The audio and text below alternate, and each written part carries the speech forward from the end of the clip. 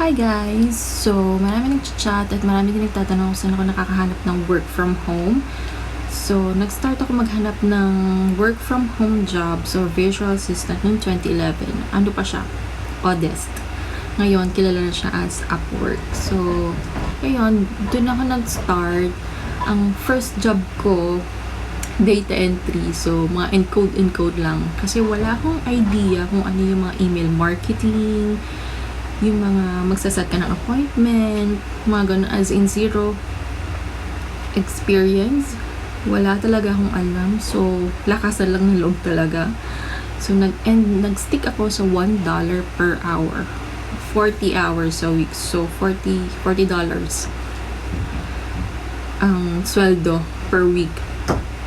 So, nag-stick ako doon kasi zero knowledge. And then, kasi wala ka pang experience, so ako wala pa akong experience, so nag-stick ako doon. And then later on nadadagdagan yung task mo, so nagkakaroon ka rin ng ka-team, so nagkakaroon ka ng knowledge, nadadagdagan. So naalaman ko na kung ano yung mga email marketing, yung mga ganon, mga social media marketing, mga ganon.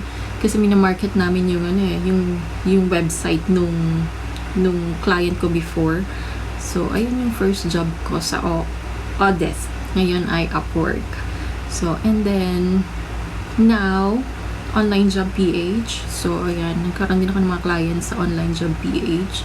So yun lang. So ayun muna. And pwede ko sa inyo i-share. I mean, na-share ko na sa page ko kung paano mag-sign up sa Upwork.